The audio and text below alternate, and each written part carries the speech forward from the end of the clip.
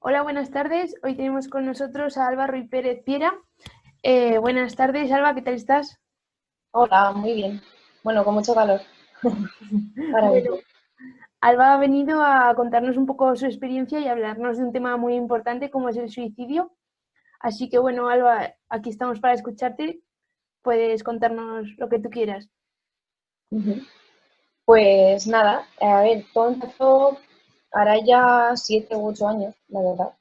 Porque antes lo tenía muy claro, pero ahora voy perdiendo un poco la cuenta. Ya ha pasado bastante tiempo de cuando, bueno, yo me metí en bachiller artístico y de ese primero de curso a segundo de bachiller fue cuando ya sin querer yo me empecé a fijar, ¿no?, en la gente y demás. Yo venía de un colegio de Paterna, de mi pueblo, y ahí sin querer pues me fui comparando con la gente, viendo que las chicas eran guapas, no sé qué, más delgadas, más tal.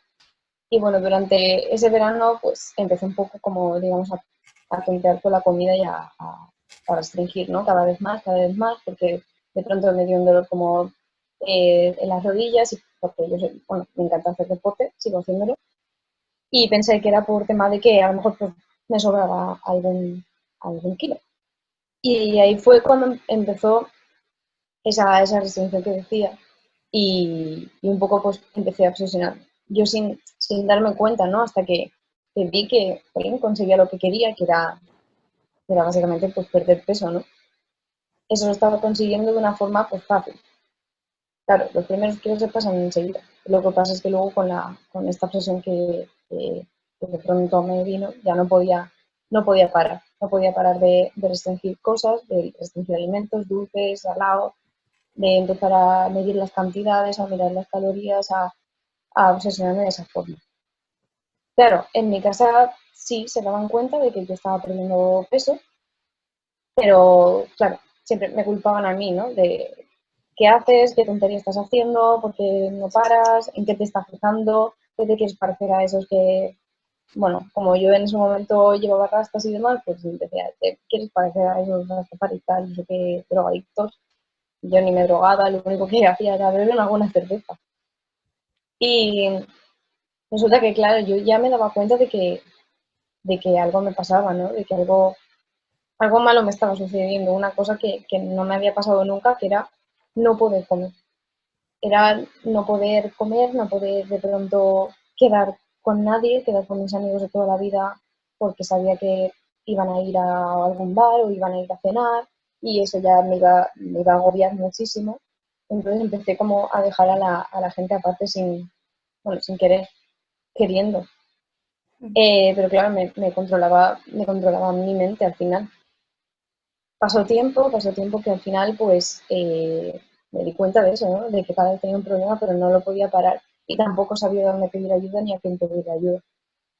Hasta que un día, pues bueno, yo había adelgazado muchísimo, se me veía que siempre estaba triste, digamos triste, de comillas, lo único que no era tristeza, era un vacío, ¿no?, que ya tenía.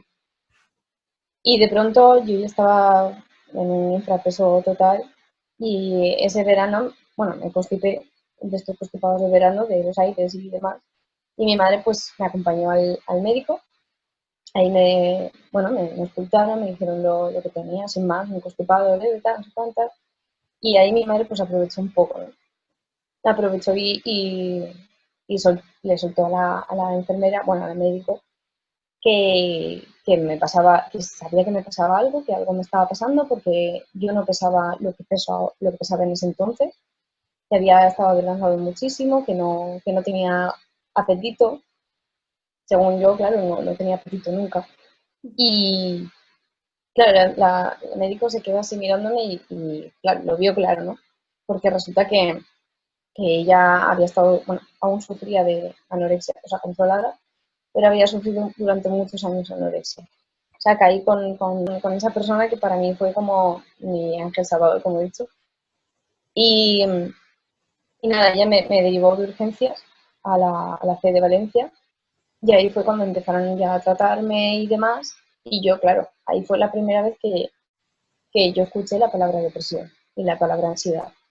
A mí cuando me dijeron, ¿cómo de nerviosa estás? Bueno, porque principalmente me cogió una psiquiatra Y la psiquiatra solamente, bueno, yo me eché a llorar muchísimo, no sé qué estábamos hablando, pero me puse a llorar. Y la doctora me dijo, solo se basó en decirme pues que no me preocupara, que total ya nunca más iba a ser gorda, ¿no? Entonces, bueno, palabras que digo ahora, Polina, hay que recalcarlo, ¿sabes? Porque ¿cómo te puede tratar una persona así? Total que ahí fue cuando me preguntó, ¿no? ¿Qué tipo de nerviosismo tienes? Tal, del 1 al 10, ¿cómo de nerviosa estás? Y yo, pues un 9, por no decir un 10. También nerviosa, como diciendo que la ansiedad es un nerviosismo, ¿no? O sea, total que le dije un 9 de tal. Y de pronto, hablando, me dijo, lo que tienes también es ansiedad, tal, no sé qué, te voy a medicar con esto, te voy a medicar con lo otro, y digo, ansiedad, así que. Y yo no sabía ni qué era eso, ¿no? Ya no había escuchado a nadie que tuviera ansiedad ni que nada. Y a las siguientes sesiones fue cuando ya, claro, yo no le explicaba, ¿no? Que no tenía ganas de nada directamente, le explicaba qué me pasaba en mi día a día, qué hacía, qué no hacía, y obviamente no hacía nada, entonces, o evitaba, como he dicho, ir a los sitios y eso me estaba comiendo.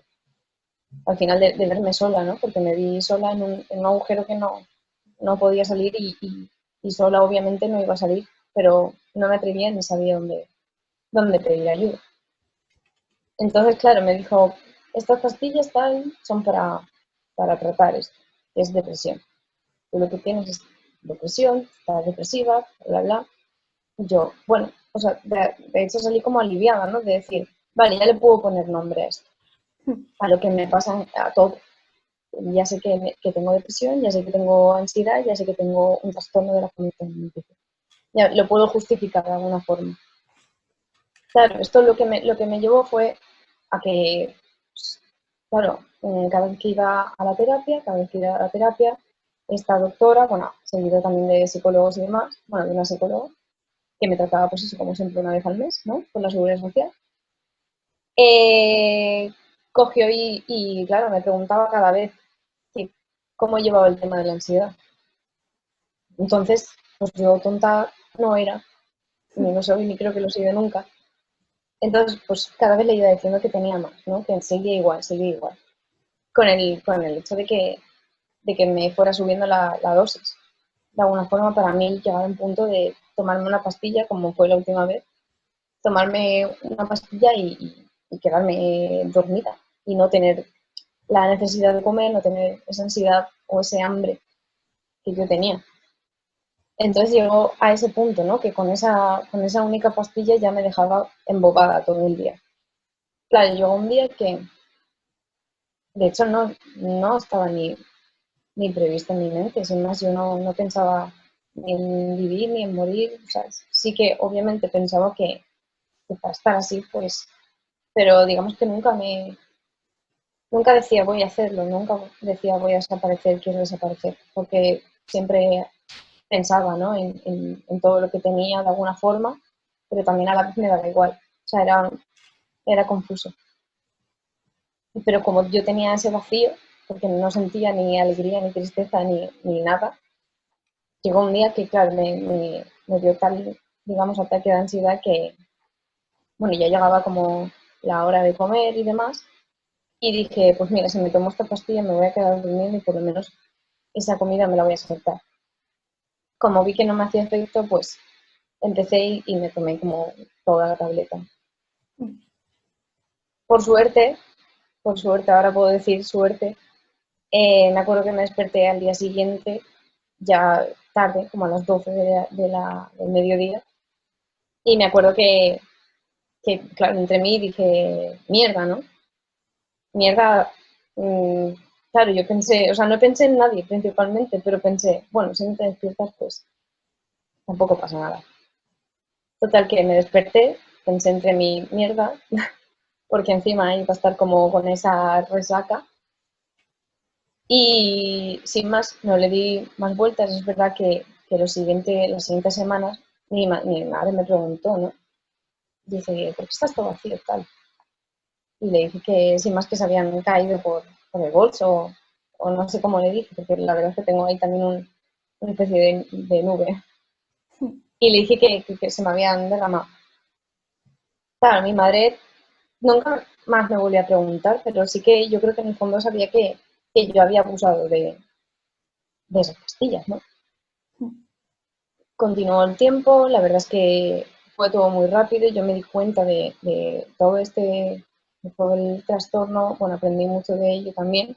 Estuve yendo, no estuve ingresada, pero sí que estuve en el centro de día, que era pues, un lugar donde te llevan por la mañana, comes, duermes, haces meditación y ya por la tarde vuelves. Entonces estuve yendo bastantes semanas a este centro, que fue ahí realmente con quien topé con una chica que era psiquiatra, pero en realidad fue como mi mejor psicóloga de toda mi vida, porque fue la que me hizo rascar, ¿no? Y ver que esa obsesión no venía de ahora, de ese momento, de ese momento de bachiller, venía de mucho atrás en el sentido, porque yo me acuerdo, claro, eché la vista atrás y me acordé de que mi padre, pues, siempre ha estado como metiéndose con mi madre con el tema de la gordura. Mis tías han sido, bueno, son obesas. Siempre se ha estado metiendo un poco y comparándola. Entonces, siempre, digamos que ha habido siempre un intento de que sus hijas no fueran gordas y demás. Y claro, me acuerdo de un detalle que fue pues, hace mucho tiempo en Barcelona, que yo me estaba comiendo un gofre y mi padre pues resultó a mi madre que si yo tenía algún problema de obesidad, claro, una niña, pero no era una niña nunca, soy una niña gorda, ni he tenido problemas de sobrepeso ni nada por el estilo. Pues él cogió y dijo que si algún problema hubiera, pues que sería culpa de mi madre. Y yo me acuerdo que ahí, bien pequeña, me giré y les dije que ya no quería más ese gofre. Y es verdad que tirando la vista atrás, yo ahí ya empecé digamos, a tontear, a bromear, a restringir un poco con las comidas, con las meriendas típicas de una niña que se come un vaso de leche con galletas o un sándwich. Yo eso ya no lo hacía. O iba a casa de mi abuela y por muchísima hambre que tuviera, no comía de eso. A lo mejor me comía una galleta, me comía dos galletas y no hacía más. Suerte que en aquel momento no me pasó nada, pero de alguna forma ya estaba sufriendo todo esto, hasta que de pronto pues se desencadenó otra vez y pasó lo que pasó. Entonces, bueno, cuando ya estaba en el hospital de día, esta chica me hizo ver todo esto, me hizo ver la cantidad de cosas que tenía atrás y la cantidad de cosas que tenía que trabajar para que no me volvieran a estorbar, digamos, en la mente. A mí me dieron un alta ya, pues bueno, porque tenía un normapeso, ¿no? Principalmente lo que hacen es curarte de esta forma, cuidarte y curarte en ese sentido para que no te mueras de desnutrición. Pero mentalmente a mí me sacaron y no, me siguieron tratando, pero igual, una vez al mes y no era una cosa constante. Y yo salí aún mal mentalmente. Yo sabía que ya no tenía tanta obsesión con la comida, pero y a su vez también estaba de esa forma triste.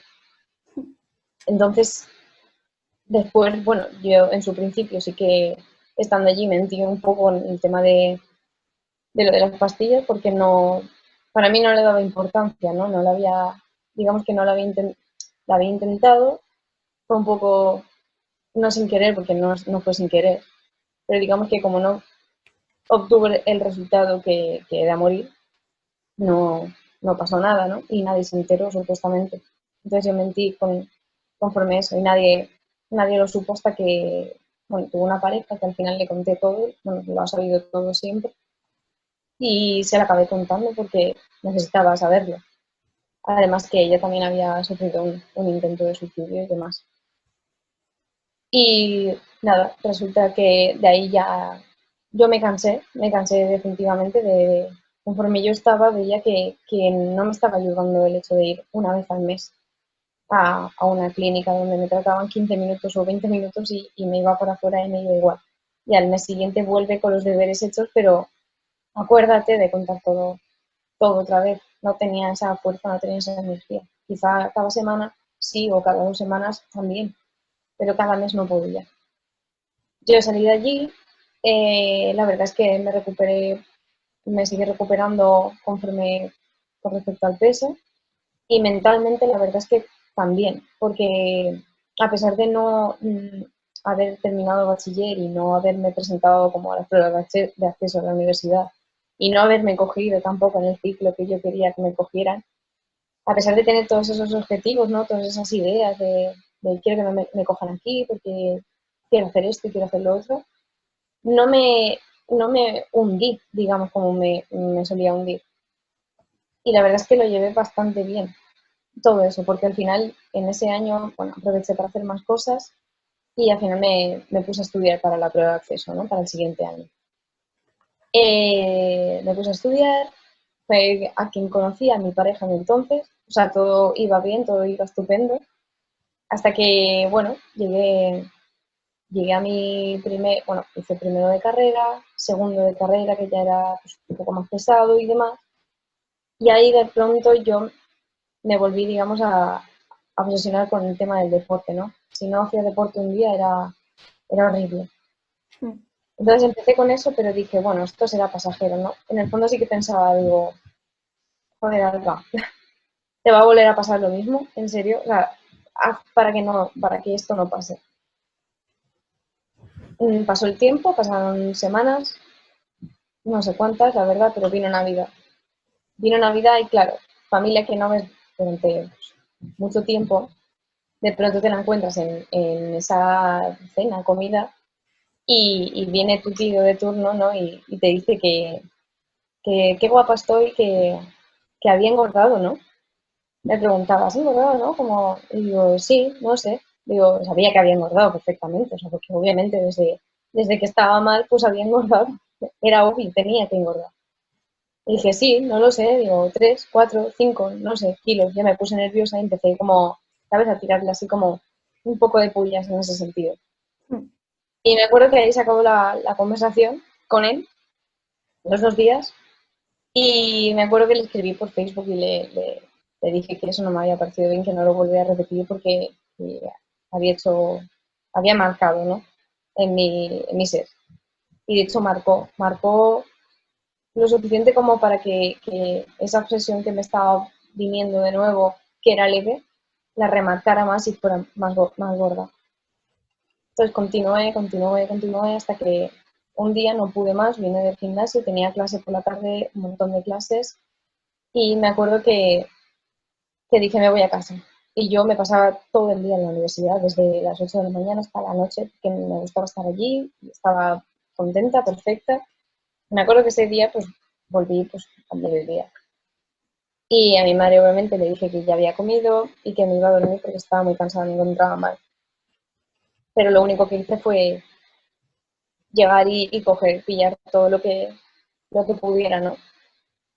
Coger todo lo que pudiera del cuarto de baño, de pastillas, de todo tipo, y empezar una tras otra, una tras otra. Incluso, pues, duerme bien, que no sabía que eso tampoco me iba a matar, ¿no? Pero yo pensé que pastillas para dormir en realidad son normales. Entonces empecé y la verdad es que llegó un momento que, así como la primera vez yo no pensé en nadie, ni siquiera en mí, obviamente, no pensé en nadie, esta segunda vez sí que me puse así y me acuerdo que me quedé como en shock, ¿no? Y dije, ¿qué estás haciendo? Y en quien pensé sobre todo fue en mi madre y en mi hermana, en ellas dos, de decir, ¿tú sabes el empastre que vas a dejar? O sea, el dolor que vas a dejar que no se va a olvidar nunca. Nunca, nunca, nunca van a olvidar que tú desapareciste así. Y de esta forma, ¿no? Porque quizás si fuera de otra forma, pues ahí venimos, ¿no? Al tema del suicidio. Es muy difícil decir, mi hija se ha suicidado. Es más fácil quizá decir que tu hija ha muerto por otra cosa. Bueno, fácil. No es fácil, pero me refiero. Es complicado de explicar, ¿no? Porque enseguida ya vienen otras preguntas. De ¿y qué le pasaba? ¿Y qué le pasaba? ¿Y por qué llegó a eso? Y no lo viste, y si no, tal. Y me acuerdo que todo eso fue lo que pensé, ¿no? De decir, ¿qué va a pasar después? ¿Qué va a pasar después con mi familia? ¿Qué va a pasar después si mi hermana tiene hijos? Que ahora de hecho tengo una sobrina preciosa de 1 año y no la hubiese conocido. Todo eso se me vino en un segundo, y ahí sí que es verdad que pensé, ojalá que no pase, ¿no? Ojalá que no conseguir esto que tanto quería. Y me acuerdo que me dormí entre todo ese revoltijo de cosas que tenía. Y me acuerdo que obviamente pues no soñé en nada ni nada, pero yo estaba tumbada en mi cama y me acuerdo que mi hermana salió de trabajar. Bueno, me acuerdo, no, lo sentí, ¿no? Y mi hermana se echó encima de mí. Y fue ella quien me despertó. Entonces, claro, yo me quedé como, hostias, en la última persona que he pensado ha sido en ellas dos y es mi hermana quien me está despertando de esto, ¿no? De esto que he querido hacer. Digamos que me salvó. Bueno, para mí, digamos que me salvó. Fue como, ostras, qué fuerte que haya sido ella, ¿no? Y que encima hiciera eso en modo tan cariñoso, ¿no? Porque me vio mal y se echó encima cuando de normal no se te echa, no se echa encima, no te abraza de esa forma o no. Nunca me habían visto tampoco estar así tumbada y estar llorando o estar mal. Ahora pues ya me lo puedo permitir porque venimos ahora mismo, ¿no? Antes no hablaba nada porque no me atrevía. También he tenido siempre algún problema de comunicación, yo creo, porque en mi casa tampoco se ha comunicado demasiado. Y, y al final eso también se me ha quedado en mí, ¿no? De alguna forma, de decir, no hay que expresar emociones, no se lo cuento a nadie, mis problemas son míos y no se los contaba a nadie. Y ese día, cuando me despertó mi hermana, pues le dije que nada, que sin más que estaba cansada. Y justo había quedado, bueno, por la tarde con quien era mi pareja entonces, ¿no? Y me había estado llamando un montón de veces. Y me acuerdo que le cogí ya el teléfono y le dije que quedáramos, que tenía algo que contarle, pero en un sitio relajado, porque encima es eso, tenía toda esa resaca, ese mareo. Y se lo acabé contando. Le dije lo que había pasado de nuevo. Claro, se puso súper triste porque no se podía imaginar nada, no se pensaba que fuera así y jolín, que no había pensado en ella tampoco, ¿no? Y me acuerdo que ella fue la que me incitó, de alguna forma, ¿no? Me dijo, bueno, o digamos medio obligó, pero obligación a bien, ¿no? Me dijo que tenía que quedar sí o sí con mi familia, con mi madre y con mi hermana y contárselo. Y contarle que además no había sido la primera vez. Total, que esa misma tarde yo les escribí en WhatsApp, les dije que quería quedar con ellas, en algún sitio donde fuera, pero hoy mismo tenía que ser. Entonces me acuerdo que sí, con la ayuda de mi pareja se lo acabé contando. Le dije que había pasado lo que había pasado. Y es verdad que ahí fue cuando mi cabeza, digamos, hizo un clic de cuando ya se lo acabé medio contando de alguna forma, entre líneas y no líneas. Me acuerdo que ahí dije, si me he atrevido a decírselo a ella, si me he sentido bien, ¿por qué no lo había hecho antes y por qué no lo puedo seguir haciendo? ¿Por qué no me he atrevido en este tiempo a pedir ayuda profesional o incluso contárselo a alguien para que me pudiera ayudar? ¿Por qué no había hecho esto aún? Sentí de alguna forma, bueno, tristeza porque fue triste y fue horrible, ¿no? El hecho de contarles todo esto. Pero me acuerdo que sentí un alivio muy grande de decir, vale, lo quiero hacer, quiero buscar ayuda y quiero hacerlo bien. Y quiero hacerlo bien porque o sea, después de mucho tiempo había sentido algo de alegría o de satisfacción y fue por contar eso. Y si eso era lo más gordo, eso era el tapón, ya estaba, digamos, casi todo hecho. No todo, pero casi todo hecho. Entonces, digamos que ahí fue un poco el detonante, ¿no? El antes y el después de decir, no me voy a permitir estar más así. Que obviamente luego vienen cosas y cosas, y tienes altibajos de picos y de todo que te pasa por la cabeza, pero de esa forma tan grande no. Porque a partir de entonces ya me acuerdo que claro, se ve que mi madre pues, también se lo contaría a mi padre estaba tirante con la cosa, que eso nunca ha ayudado, nunca ha ayudado. Yo no, digamos que no tenía una buena relación con mi padre y no ayudaba a que él estuviera de esa forma, sabiendo lo que justo me acababa de pasar. Todo el mundo, claro, yo el único miedo que tenía a contarle esto, digamos, a mi familia o demás, era que me trataran con almohadones, ¿no? como diciendo, si la tocamos le va a doler, o que me pusieran en una burbuja para que no me pasara nada. Y yo no quería eso, yo no quería que nadie sintiera pena por mí porque no, aparte, digamos que me daba igual, era egoísta en ese sentido porque no sentía nada, no sentía ni amor, ni alegría, ni tristeza, o sea, sentía odio, un odio hacia todo el mundo, en general, hacia el planeta, ¿no? De estos días que dices odio todo, pues era continuo, continuo, continuo.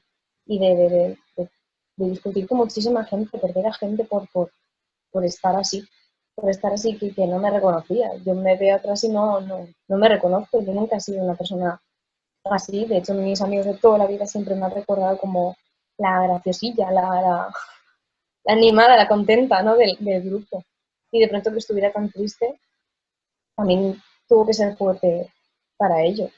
Nunca he sabido cómo lo sintieron ellos y cómo lo vieron. Que de hecho en algún momento pues me gustaría, digamos, saberlo, pero quizá pues aún es complicado también de hablarlo. Entonces, a partir de entonces me puse, bueno, busqué ayuda y busqué un montón de cosas y me acuerdo que terminando la carrera de Bellas Artes, en una asignatura pues teníamos documental. Y bueno, para el trabajo de TFG yo quería hacer un trabajo fotográfico, como fotoreportajes, a gente, mientras le hacía entrevistas a gente que había intentado suicidarse. ¿Qué pasa? Que no pude, digamos, tener tanta cantidad de personas quizá como yo quisiera, porque era la primera vez que me ponía a investigar. Era la primera vez que me ponía a investigar y era muy difícil que alguien cediera a dar su imagen y su testimonio a alguien que no conoce. Quizá ahora porque me conoce quizá más gente se ofreciera, porque después de todo esto la gente me ha conocido y ha podido contar conmigo, ¿no? Como has contado tú. Entonces empecé haciendo ese trabajo y aproveché la asignatura esta que te dije de documentales y fue cuando dije, vale, esta es la mía. Voy a hacer un trabajo final de grado que ya que estamos en Bellas Artes, ¿no? Lo voy a hacer muy, muy, muy personal.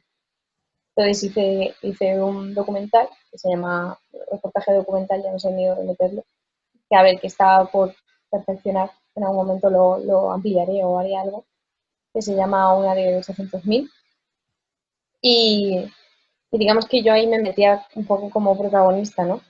La finalidad de todas esas entrevistas eran todas las partes, ¿no? Una persona que había intentado suicidarse, con una persona que había perdido a alguien o sea, por muerte por suicidio, y bueno, gente profesional y centros que había que yo desconocía. Gracias a toda esa investigación, digamos que yo pude averiguar, ¿no? Y decir qué rabia. Claro, en ese momento de investigación yo tenía unos altibajos de ánimo porque decía, joder, qué rabia no haber descubierto esto antes, de no haber sabido nada antes. Pero claro, yo ya lo estaba buscando desde otra perspectiva, ¿no? Desde otro punto de mi vida. Sí. Entonces, gracias a todo eso, averigué un montón de sitios, o sea, desconocía el teléfono contra el suicidio de Madrid, desconocía medio el teléfono de la esperanza, pensaba que sin más, o sea, no le veía como una utilidad, digamos, en su día, no le veía ninguna utilidad a llamar a un teléfono y decir que querías suicidarte. Porque para mí decía, ¿para qué voy a llamar? ¿No? Si lo quiero hacer realmente. No lo veía como un teléfono donde puedes ir a consultarle a alguien y a pedirle ayuda de alguna forma, como la ayuda que yo quería, me refiero. Y gracias a todo esto, pues conseguí averiguar y contactar con un montón de gente y hacer muchísimas cosas. Y dentro de ese documental, lo curioso está que bueno, al finalizar yo también incluí a mi madre y a mi hermana y les escribí lo que yo digo, una carta de no suicidio, en el que, bueno, me confesaba un poco con ellas, ¿no? Les explicaba un poco, me abría a ellas directamente y les ponía pues que lo que había comentado, ¿no? Que no era la primera vez que había pasado esto, pero que encima no era la primera vez, no había pasado esa única vez. Y mientras las grababa, claro, todo eso salió como proyectado. Los audios, bueno, el audio de mi madre es más largo, pero se llegó a cortar la cámara y demás, pero bueno, eso todo queda en el recuerdo al final. Por eso mismo digo que en algún momento pues ampliaré de alguna forma o haré algo con ello. Y digamos que ahí también fue un poco de otra vez de gustazo, de decir, vale, ahora ya lo saben todo de mí, ya saben lo que he sufrido, cómo lo he pasado y cómo estoy, ¿no? Actualmente también. Que justo ahí en ese vídeo mi hermana ya estaba embarazada, para que vean cómo son las cosas Sí, los cambios y el tiempo. Y después de todo eso, pues cuando fui al teléfono contra el suicidio, una jornada que hicieron en Madrid, que me invitaron a ir, bueno, les avisé yo para ir a grabar. Los siguientes años ya me han estado llamando y demás para participar, ¿no? En las mesas redondas y contar como ahora con los testimonios. Y me alegra un montón porque realmente, aunque sea pesado, aunque sea como una vez la última charla, digamos charla o conferencia que vi aquí en Valencia con el teléfono de Esperanza de aquí, me preguntaron eso, me dijeron, dice, pero tú realmente que consideras, porque es verdad que considero que 100% tampoco es que esté, digamos. Yo sé que llevo un camino, yo sé que tengo un camino aún muy largo. No estoy mal, no estoy mal, pero podría estar mejor. Pero gracias al hecho de pensar que no estoy mal y que podría estar mejor, es lo que me hace avanzar y, digamos, ir allí. Y lo que me hace un poco no retroceder es como, yo siempre lo comparo, ¿no? Con una cicatriz, ¿no? Que al final, eso que te ha pasado, ya esa cicatriz no duele, pero sabes que eso te ha pasado por algo. Entonces, digamos que me acuerdo de esa cicatriz y digo, vale, está ahí, será fea, pero bueno, puedes obviarla y hacerla bonita, ¿no? De alguna forma. Entonces es un poco lo que hago, ¿no? Un poco jugar y luchar con esas propias herramientas que yo al final también me he construido, porque al final es muy importante, ¿no? Construirte tú misma y serrar y taladrar con tu propia mano, con tu propia cabeza, cosas que sabes que ya te habían pasado, o sea, localizar todo ese tipo de emociones y ese tipo de pensamientos, aunque a veces sea difícil. Y cuando es difícil es cuando realmente tienes que pedir esa ayuda, ¿no? Entonces, digamos que de alguna forma también todo este tiempo, después de aquel año de terminar la carrera y demás, que ya hace 2 años y pico, he estado continuamente, digamos, ayudando de esta forma, porque siempre lo he dicho, siempre me he presentado en alguna charla o algo así y siempre he dicho, yo no soy psicóloga, yo no soy ningún tipo de profesional en este ámbito, no soy psicóloga, no soy psiquiatra, yo simplemente vengo a contar mi experiencia y vengo a contarla como realmente se debería contar, que es de esta forma más cruda. Si pudiera ser más cruda, aún lo haría más. Pero como los medios son como son, también entrevistas, si una entrevista no puedes cagarte en alguien o no puedes hacerlo de esa forma como querrías, como te puedes expresar con un amigo o con cualquiera. Entonces tienes que mantener un poco digamos, también la forma en ese sentido. No mal, no me refiero que me ponga a sí, insultar, sino que simplemente me gustaría incluso decirlo más crudamente las cosas más y claro. decir que más claro las cosas y decir que es todavía, o sea, todavía se necesita más que, por ejemplo, gente como tú haga este tipo de cosas.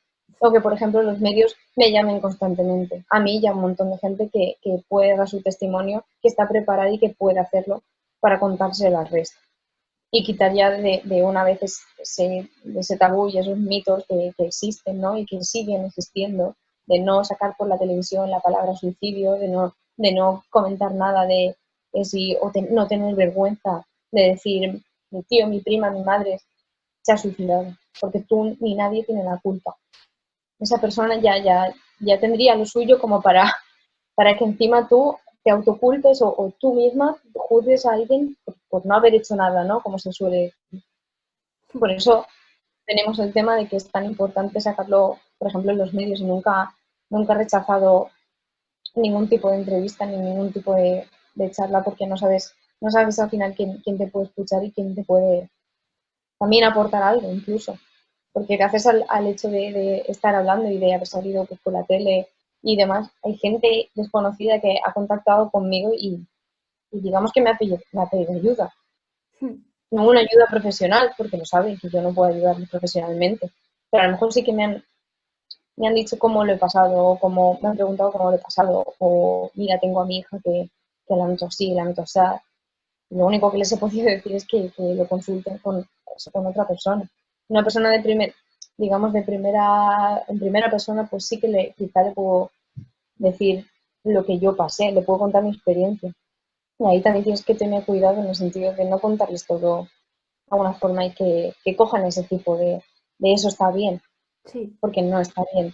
Y yo creo, considero y he considerado siempre, cuando he acabado siempre entrevistas y demás, que aunque lo cuente de esa forma cruda, creo que no hay en ningún momento una imagen o una idea de que esto es algo positivo, ni algo bonito, ni algo...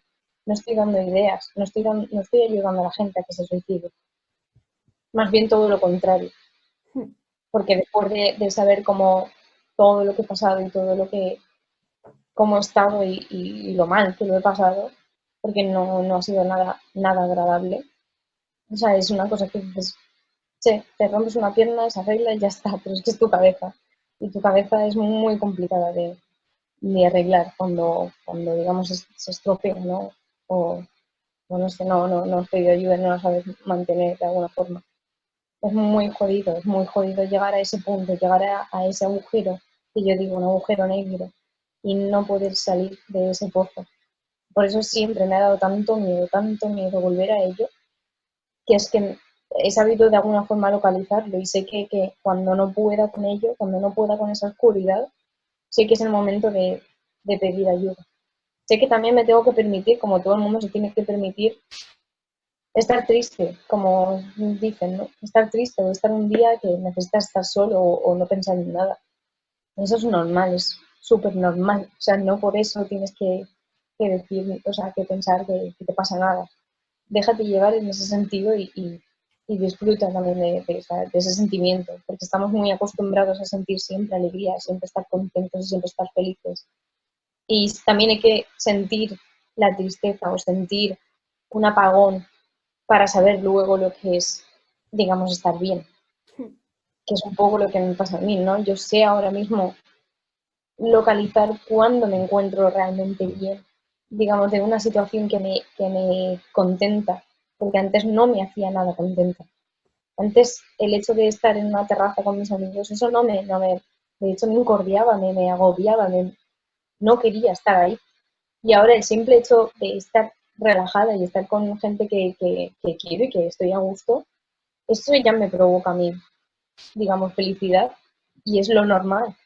Entonces, cuando ese tipo de cosas que son tan básicas a mí no me hacían nada y ahora las siento, es cuando digo, vale, ahora es cuando estás bien, ahora te sientes bien, ahora puedes disfrutar de esas pequeñas cosas, ¿no? Como se dice, de esas pequeñas cosas que las tienes a día y que es muy fácil cuando estás bien, pero cuando estás mal es lo que digo, que si no tienes esa herramienta o no tienes ese support de alguien o algo, por eso siempre insisto, por mucho que he criticado también a a la salud mental pública, porque eso también ha sido una crítica bastante dura, ¿no? Con este tema, por eso el año pasado hice una performance en el hospital justo donde a mí me trataron, pero no fue una crítica directa hacia ellos, siempre lo he recalcado, que no fue una crítica directa hacia ellos, sino una crítica en general a la salud mental pública.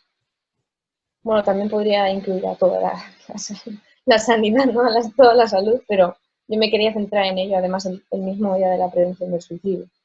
Y digamos que se llamaba Hasta que pasa, ¿no? Porque parece que no pasa nada, parece que a mí no me pasaba nada hasta que podía haber pasado.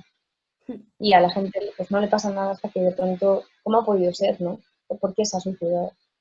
Entonces yo simulé un intento de suicidio, digamos, simulado, en el sentido de que cogí pastillas reales, pastillas no reales y digamos que, bueno, eran como una especie de vitaminas y empecé como a simular que me las tomaba todas. Y todo esto dentro de como, digamos, una especie de nido de cajas de cartón, de cajas de medicamentos, perdón. Y claro, ahí lo único en lo que se basaron fue en echarme, ¿no? Al final digamos, de la performance, porque se lo estaban creyendo, de hecho, mi intención era esa, ¿no? Mi intención era conseguir que la gente de allí se lo creyera, que dijera, hostia, lo está haciendo de verdad. Y de hecho, como tres enfermeras se pusieron los guantes ya como para recogerme del suelo y demás, porque a su vez sí que estaba bebiendo una botella de vino, eso sí que era real. y me pinté una botella de vino. Y claro, yo ya no estaba en esa situación, yo ya no estaba, digamos, bien. Y me acuerdo que ya empezaron, pues eso, a echarme, pues de Prosegur y demás, hasta que, bueno, una amiga que me acompañaba para hacer la performance, sí que les acabó diciendo que era falso, ¿no? Que yo le dije, Mireia, en ningún momento se lo digas, en ningún momento tú digas nada. Es mi performance y yo haré lo que crea conveniente. Pero bueno, acabo diciéndoselo porque la gente empezó a preocuparse real, la gente que empezó a mirar, porque claro, además estaba yo en pelotas, ¿no? Parecía una especie de teatrillo y no parecía creíble hasta que de pronto empezó a ser creíble, ¿no? De pronto empezaron a ver una chica que estaba haciendo esto, que parecía de broma, pero que puede ser real, no se sabe, ¿no? Como no sabemos qué está pasando y si pasa, ¿qué pasa? ¿Qué va a pasar? Se va a morir. Y estamos aquí todos viéndolo. También un poco la crítica, ¿no? A ese mito de lo del morbo y todo esto que se cree la gente, ¿no? Que es un morbo y todo este tipo de cosas. Y bueno, y ese ha sido realmente mi último trabajo, digamos, con todo este tema. Lo que pasa es que me gustaría seguir haciendo más cosas con el tema del suicidio, ¿no? Artísticamente y no. Pero bueno, ha venido todo el tema de confinamiento y todo. Y de hecho empecé con unos chicos a grabar un documental en el que, bueno, yo soy protagonista, que saldrá dentro de poco, espero. Y claro, también nos hemos quedado parados. Está todo parado en ese sentido. Pero bueno, me alegra que hayas contactado tú conmigo. De alguna forma y se siga avanzando con esto. No, muchas Porque gracias ahora a ti por lo ahora que has cada vez falta. comentado antes. Uy, Mm, que la gente quizá que ha pasado por este tipo de experiencias no suele estar dispuesta a contarlas y porque entendemos todo el mundo que quizá puede ser complicado según el momento, pero lo que está claro es lo útil que pueden ser y lo útil que es dar visibilidad a este tema, porque podéis ayudar a un montón de gente. Lo que dices tú, aunque no seáis profesionales, al final la experiencia es lo que más Es ayuda. lo que más vale. Es lo que más vale y siempre lo he dicho. Yo he estado al lado con psiquiatras y psicólogos hablando en una mesa redonda y al final lo acabo diciendo igualmente. Digo, al final los que más ayudamos somos nosotros. Que Sí, la gente se echaba a reír, digo, pero es real. Digo, que no se ría la gente. Digo, no os ríais. Digo, es real. Digo, ellos solamente se basan digamos, en estudios, en que una persona que tiene depresión es así, así, así. Es que una depresión en una persona es de una forma y en mí podría haber sido de otra y en otra será de otra forma distinta, igual que los trastornos de la conducta. Sí, hay una base de unos síntomas, ¿no? Y unas características, digamos, de ese trastorno, pero en cada persona funciona distinta. No tiene por qué tú tener un trastorno de la conducta alimenticia y ser una mentirosa compulsiva, ¿no? Como suele decir, bueno, poner en los libros, ¿no? En DSM y todas estas cosas. sí. Yo era muy mentirosa, pero hay gente que no mentía, directamente decía no había comido. Yo qué sé, es que es una cosa tan amplia también, nunca puedes saber realmente nada. Cada Por eso persona, mismo es tan necesario, cada persona lo vive de una hacerlo de manera y no se puede totalmente generalizar, eso está claro. efectivamente. La verdad que tenía un Así que montón de preguntas para ti, pero poco a poco me has ido respondiendo todas. siempre me pasa igual, siempre me Una, pasa igual, que me una, dice, uy, pues me has respondido todo. una de las más que se suelen hacer es la de, pues claro, que si es mejor tratar el suicidio de forma tabú o no. Y Sí, cada vez está más claro, yo creo que ya para todo el mundo es obvio, que no por hablar del suicidio se va a suicidar más gente, como tú has dicho, no se contagia. Y eso es, efectivamente. tenemos que trabajar en dar esa visibilidad. Y luego también me gustaría decir a las personas que estén viendo esto los documentales del que has hablado, de una de 800.000 y tu performance, que las he podido conocer y si lo ponen en internet lo podrán ver todo el mundo, que también Sí, está muy bien. eso es. Y bueno, yo te quería preguntar, ¿qué consejo darías quizá a estas personas que se encuentren en una situación parecida a la que tú te encontraste, digamos, que se sientan en ese agujero que tú hablabas? Es complicado, decirles que es muy, muy, muy, muy, muy complicado y que les dará miedo y que quizá no se atrevan como a mí me pasaba, ¿no? Que no me atrevía a hablar, no me atrevía a contárselo a nadie ni a explicarle nada a nadie porque directamente no tenía ganas.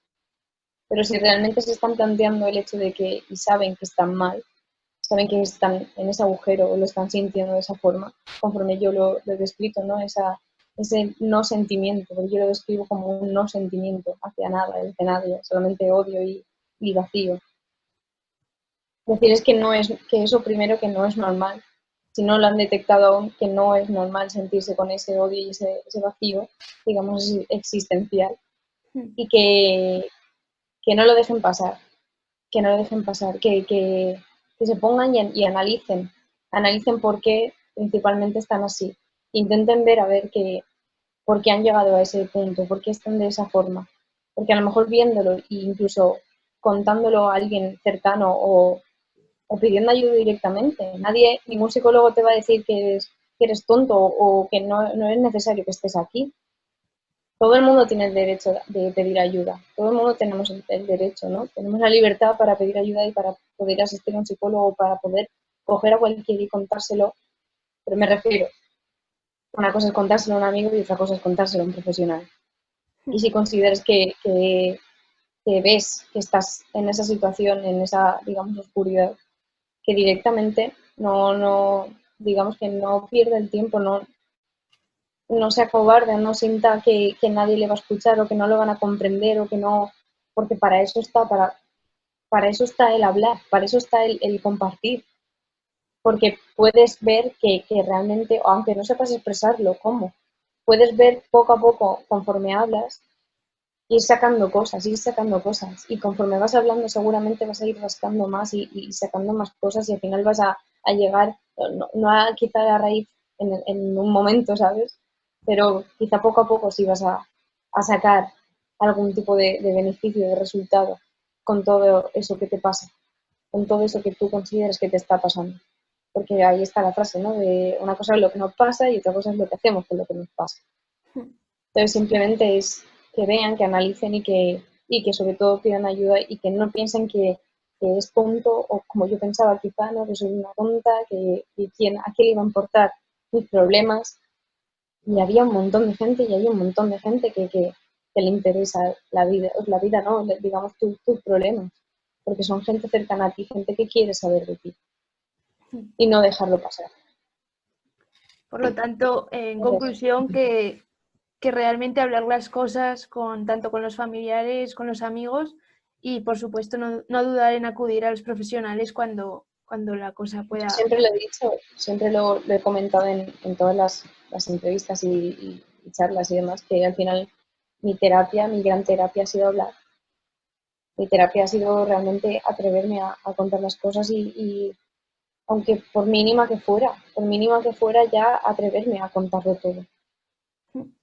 Contarlo todo depende también, pero me refiero en este sentido, ¿no? De coger y yo qué sé, pues a mi compañero de piso poder hacer eso. Yo no hablaba con nadie, yo no me sentía capaz de hablar con nadie ni sabía cómo.